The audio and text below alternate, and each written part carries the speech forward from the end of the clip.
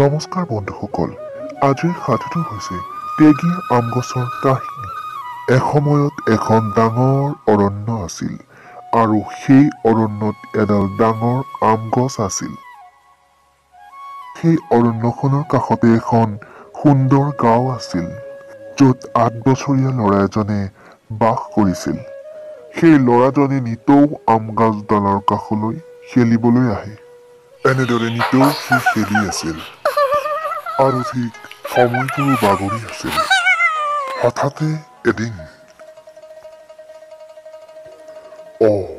আজি দেখোন পোনাকণ নাহিল মোৰ লগত খেলিবলৈ। কি সি হবলা মোক বেয়াই পালে নেকি?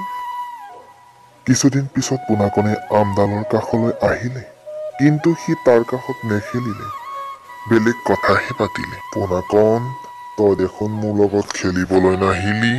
আজি বজাৰলৈ যাওঁতে এটা ডাঙৰ কাঠৰ পুতলা দেখিছিলোঁ, কিন্তু দেখিলে কি হ'ব, হাতত ধন নাই, মোৰতো নায়ে, মা দেউতাৰো নাই। তোমাক কৈ কি লাভ, তুমি জানো পাৰিব দিবা? তেনেকৈ কিয় কৈছ পোনাকণ? তথাপিও মই কওঁ, মই যদিও তোক টকা পইচা দিব নোৱাৰো, কিন্তু তই মোৰ আমবোৰ বেচি পিনে পইচা গোটাই তইতো নিজৰ খেলা বস্তু কিনিব পাৰিবি। কি? সঁচা? তেনেহ'লে মই এতিয়াই তোমাৰ আমবোৰ পাৰি লওঁ। এনেদৰে পোনাকণে সকলোবোৰ আম পাৰি বজাৰত বিকি তাৰ মন পচন্দ কাঠৰ পুতলাটো কিনিবলৈ আজি 15 বছৰ উকলিল। পোনাকণ কিন্তু সেই তেতিয়াই জীয়াইছিল। এতিয়ালৈকে সি আমডালৰ কাষত খেলিবলৈ নাহিল। সি হয়তো এতিয়া চাগৈ ডাঙৰ হৈছে। 15 বছৰে মই তাক ধৈৰ্য ধৰি অপেক্ষা কৰি আছো। পোনাকণ মোলৈ দেখোন এতিয়াও নাহিল খেলিব। ময়ো এতিয়া অকলশৰীয়া অনুভৱ কৰিব ধৰিছো, কিয়নো মোৰো বয়স হৈ আহিছে। সেই শৈশৱতে পোৱা ল'ৰাজন ইমান যে সলনি হ'ব, মই ভবাই নাছিলো। আৰু এনেতে এদিন পোনাকণ 15 বছৰৰ পিছত ডাঙৰ হৈ সেই আমডালৰ কাষত দুখ মনৰে আহিল। পোনাকণ, তই আহিলি বাছা। তোলৈ মই অত বছৰে বাট চাই চাই বুঢ়া হলো। তই মোৰ লগত নেখেল আৰু? মই এতিয়া তোমাৰ লগত খেলিব নোৱাৰো, কিয়নো মোৰো এখন ঘৰ সংসাৰ আছে। মই মা দেউতাৰ পৰা, মোৰ ল'ৰা ছোৱালীৰ পৰা মোৰ পত্নীক সময় দিব লাগিব। গতিকে মই তোমাক সেই সময় দিব নোৱাৰো। তেনেহলে তই মোৰ কাষত কেলে আহিছ বাছা? কিয় তোৰ মুখখন দেখুৱাই মোক দুখ দিবলৈ আহিলি তই?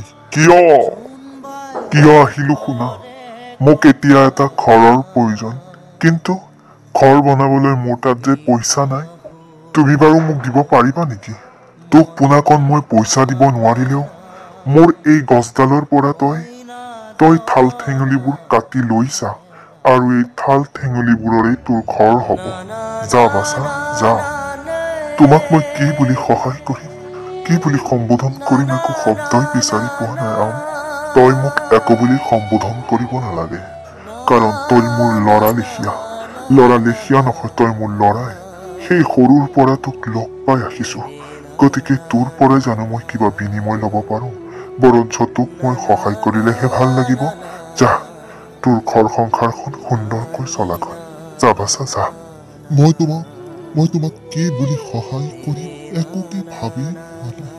বাৰু আহো দিয়া। ইয়াৰ পিছত পোনাকণে সেই আম গছডাল কাটি তাৰ ঠাল ঠেঙুলিবোৰ লৈ যাই ঘৰবোৰ সাজিবলৈ ল'লে।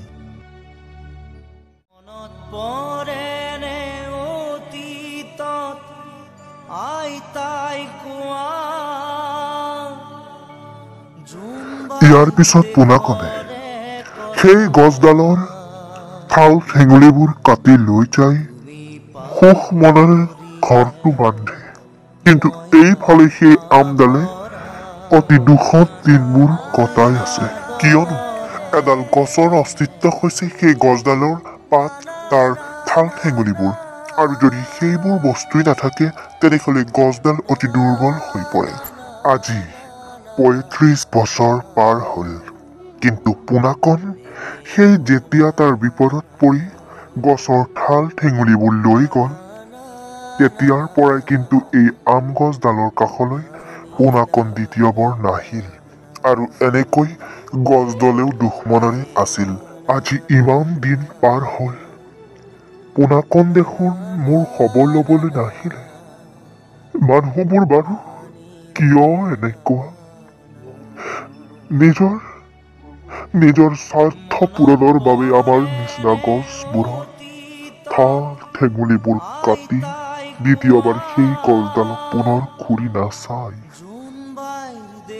এনেকৈ বহু দিনৰ পিছত পোনাকণ সেই গছডাললৈ আহিল। কিন্তু সেই পোনাকণ নহয়, এতিয়া পোনাকণ বুঢ়া হৈছে। পোনাকণ, মই জানিছিলো তই মোক পাহৰি নাযাৱ। তই আহিবি বাচা। এয়াই প্ৰমাণ। কচোন ভালে আছনে? আছো দিয়া যেনি তেনি। তুমি ভালে আছা নহয়? তুমি দেখোন বুঢ়া হলা। বয়স আৰু সময়ে সকলো সলনি কৰি দিয়ে। পিছে তুমি বা আজি কেলে আহিলা মোৰ কাষত? কোৱাচোন পোনাকণ। তুমিতো গম পালাই এতিয়া ময়ো বুঢ়া হৈছো। ভাবিছো বাকী কেইটা জীৱন নাৱতেই কটাই পাৰ কৰিম। সেয়েহে মোক এখন নাৱৰ প্ৰয়োজন।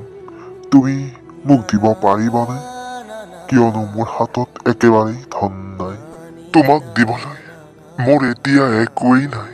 আছে যদি এই শৰীৰটো। নিয়া, এইখিনি নিয়েই তুমি এখন নাও বনাই নিজৰ জীৱনটো শান্তিপূৰ্ণভাৱে জীৱন যাপন কৰা। তোমাক আকৌ এবাৰ অশেষ ধন্যবাদ জ্ঞাপন কৰিছো গছ ককাইদেউ। এনেদৰে পোনাকণে সেই গছডাল কাটি নি এখন নাও বনাবলৈ গ'ল। আৰু কিছুদিন পিছত পোনাকণে সেই গছডালৰ লগত কথা পাতিবলৈ আহিল। পোনাকণ, তুমিনো এতিয়া কিয় আহিলা? পিছে আহিছা যদি আহা, দুষাৰ কথা পাতো। কিন্তু তোমাক দিবলৈ মোৰ হাতত এতিয়া একোৱে নাই। আছে যদি এই শিপাটো আছে। যদি তুমি ইচ্ছা কৰা এইখিনিয়ে লৈ যোৱা। মোক আৰু তুমি এনেকৈ কৈ লাজ নিদিবা। সেই সৰুৰ পৰা তোমাৰ লগত খেলি, অথচ তোমাৰ মূল্য মই বুজিয়েই নাপালো। তোমাৰ এটাকৈ অংগ কাটি মই মোৰ জীৱনৰ লগতহে আনন্দ কৰিলো। কিন্তু তুমি যে দুখত আছা সেয়া মই অনুভৱেই নকৰিলো।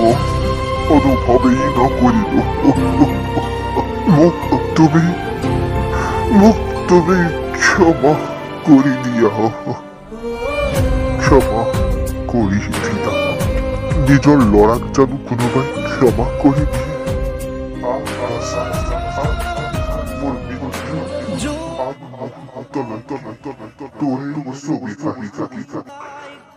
মোৰ বুকুৰ মাজলৈ তই ইয়াতে অলপ জিৰণি ল বাচা।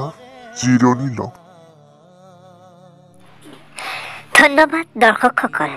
আপোনালোকে এই কাহিনীটো ইমান দেৰিৰ পৰা উপভোগ কৰিলে। আমি এই কাহিনীটোৰ দ্বাৰা বুজিলো যে গছে আমাৰ জীৱনৰ কিমান মূল্যৱান সম্পদ।